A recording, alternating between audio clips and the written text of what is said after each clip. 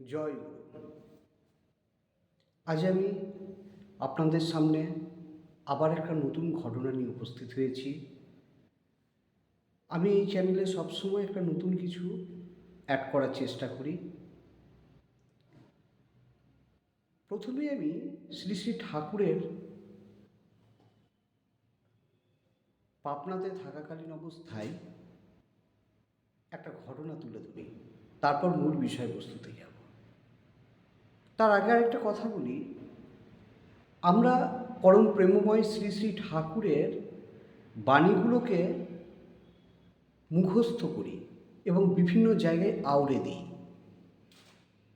এই বাণীগুলো মুখস্থ করা অবশ্যই খুব ভালো জিনিস, আওড়ে দেওয়া এটাও ভালো জিনিস, কিন্তু তার চেয়েও ভালো জিনিস যদি সেগুলোকে এক্সপেরিমেন্ট করতে পারি, অর্থাৎ কতটা বাস্তবে সঠিক। এটাকে আবার ভুল ব্যাখ্যা করবেন না, কেউ ভাববেন না যে আমি ঠাকুরকে পরীক্ষা করার জন্য বলছি। কারণ ঠাকুর নিজেই বলেছেন, যদি সংকীর্ণ মনোভাব নিয়ে তুমি আমার কাছে আসো মাথা নিচু করে, পরীক্ষক সেজে যদি না আসো, তবেই তুমি বুঝতে পারবে। আর বিবেকানন্দও কিন্তু একটা সময়ে রামকৃষ্ণদেবের কাছে গিয়েছিলেন এবং তিনি শুনেছিলেন যে রামকৃষ্ণদেব নাকি স্বয়ং ভগবান, আর তিনি নাকি টাকাকে স্পর্শ করলে গোটা শরীর জ্বলে যায়।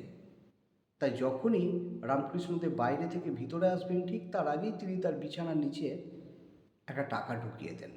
রামকৃষ্ণদেব বসা মাত্রই তার গোটা শরীর জ্বলে ওঠে এবং যখন আবিষ্কার করা হয় টাকা, তখন নরেন স্বীকার করে নেয় যে আমিই করেছিলাম। এবং তখন তাকে বলা হয়, রামকৃষ্ণদেব বলেন যে হ্যাঁ নরেন, এইভাবেই সব কিছুকে যুক্তি তর্ক দ্বারা বিচার বিশ্লেষণ করবি। সুতরাং আমার কথার অর্থ কিন্তু ভুলভাবে ব্যাখ্যা করবেন না।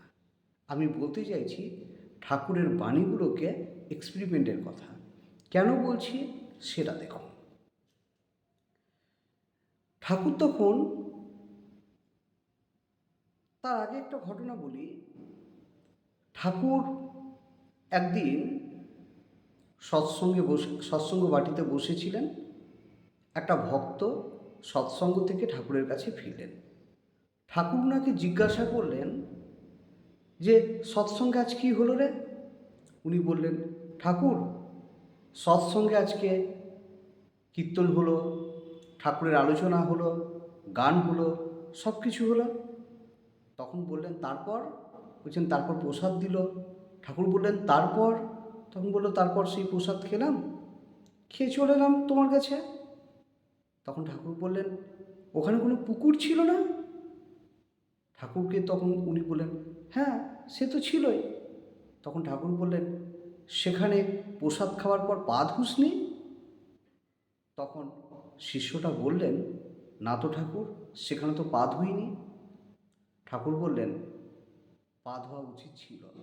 এবং ঠাকুর ব্যাখ্যা করে বললেন যে প্রসাদ খাওয়ার পর সেই জলে যদি তুই পা ধুতিস, তাহলে তোর সেই পা ধোয়া জল কোনো একটা মাছে খেত, সেই মাছটাকে কোনো একটা মানুষে খেত। আর যখনই কোনো একটা মানুষ সেই মাছটাকে খাবে, তখন তার জীবনের একটা পরিবর্তন ঘটতে শুরু করবে। তাহলে ভেবে দেখুন, প্রসাদকে একটা মানুষ খাচ্ছে, সেই মানুষের পা ধোয়া জলকে একটা মাছে খাবে এবং সেই মাছকে কোনো মানুষে খাবে। তারপর যদি মানুষের জীবনে ডাইরেক্টলি একটা পরিবর্তন ঘটতে শুরু করে, এতগুলো ধাপকে স্টেপকে চেঞ্জ করার পরে, তাহলে সেটা ডাইরেক্টলি হলে কেমন হয়? কেন এই কথা বললাম বলছি, আপনারা বুঝতে পারবেন।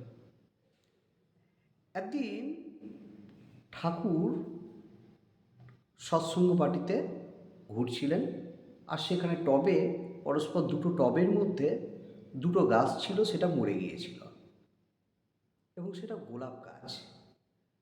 আমরা জানি অনেক সময় অনেক গাছ মারা গেলেও জল টল পেলে আবার জীবিত হয়ে ওঠে, কিন্তু গোলাপ গাছ যদি মারা যায় এবং তার শিকড় পর্যন্ত একেবারে শুকিয়ে যায়, সেটা কিন্তু আর বাঁচে না। ঠাকুরের কাছে যেই সতীশদা গেলেন, সতীশ জোয়ারদার, তখন ঠাকুর ওনাকে দেখিয়ে বললেন, সুশীলদার দিকে আঙুল তুলে বললেন যে দেখ সুশীল কী করেছে। এই টবের মধ্যে প্রতিদিন বীজমন্ত্র জপ করত আর জল দিত, আর বীজমন্ত্র জপ করতে করতে জল দেওয়ার ফলে আজকে এই গাছগুলো সব একেবারে শিকড় সমেত একেবারে পুষ্ট লাভ করে আবার বেঁচে উঠেছে। নামে শুষ্ক তরু মুঞ্জরিল, এই কথাটা ঠাকুর বলে দিলেন। তখন ঠাকুরকে জিজ্ঞাসা করলেন একজন যে আচ্ছা ঠাকুর, তাহলে কি এটা সর্বত্র প্রযোজ্য? ঠাকুর শুধু হেসেছিলেন এবং তারপর ঠাকুরের নির্দেশেই বেশ কিছু ভক্ত সেই সৎসঙ্গ বাটিতে যে গাছপালা থাকতো সেই গাছপালাগুলোতে রেগুলার হাত দিয়ে টাচ করত আর নাম উচ্চারণ করে চলে যেত, ঠাকুরের বীজমন্ত্র উচ্চারণ করত। এবং তারপর দেখা যায় সত্যি সত্যি সেই বীজমন্ত্র উচ্চারণ করতে করতে তার শোভাটাই টোটাল চেঞ্জ হয়ে গিয়েছিল। যাই হোক, জেজাস, হঠাৎ আমি জেজাসে কেন আসছি একটু বুঝুন, অপেক্ষা করুন, বুঝতে পেরে যাবেন। জেজাস যখন জীবিত ছিলেন তখন জেজাসের কাছে একজন বাবা এলেন এবং বললেন, আমার এই ছেলে অসুস্থ এবং মাটিতে এসে মুখ খসতে চলে যাচ্ছে, মুখ দিয়ে ফেনা পড়ছে।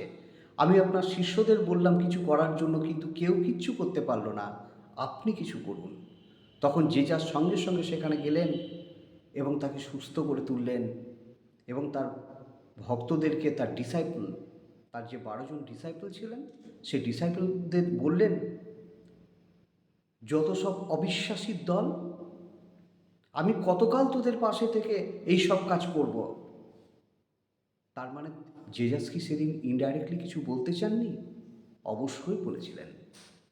জেজাস সেদিন ইনডাইরেক্টলি বলতে চেয়েছিলেন যে আমার কথা অনুযায়ী আমি যেরকমভাবে বলছি তোরা সেগুলো এখন থেকে এক্সপেরিমেন্ট করতে শুরু করে দে।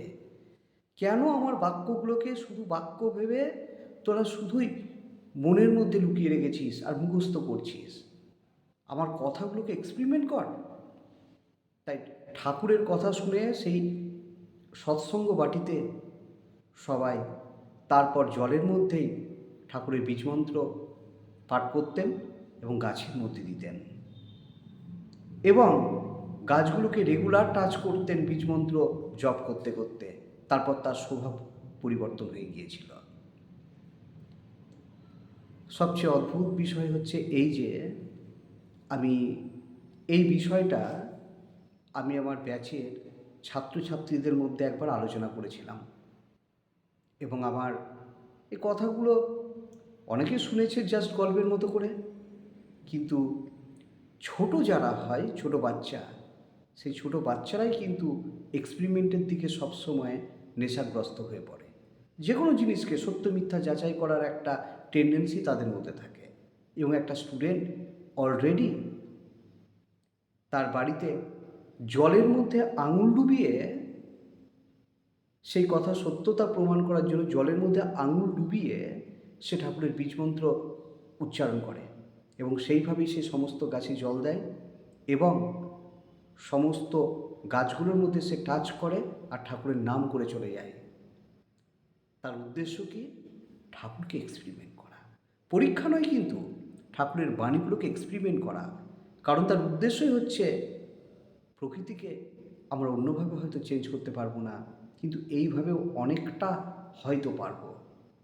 আর সবচেয়ে বড় ব্যাপার, মানসিকতার তো পরিবর্তন হবে।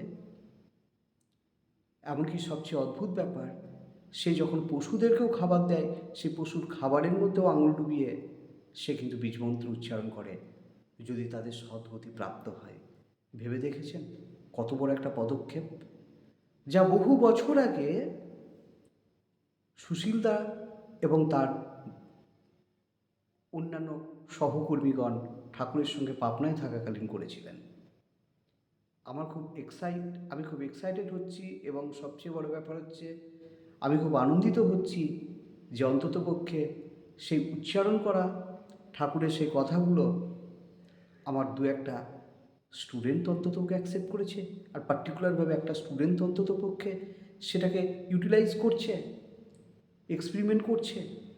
তাই আপনাদের বাড়িতে যারা ছোট বাচ্চা আছে তাদের এই ভিডিওটা অন্তত পক্ষে দেখাবেন, কারণ আমি জানি যারা বড় বাড়ির লোকজন আছেন তাদের সময়ও নেই, তাদের ইচ্ছেও নেই এইসব ব্যাপার নিয়ে মাতামাতি করার, কিন্তু বাড়ির ছোট বাচ্চারা সবসময় এক্সপেরিমেন্ট করতে পছন্দ করে, তাই তাদের অন্তত পক্ষে এটা দেখাবেন।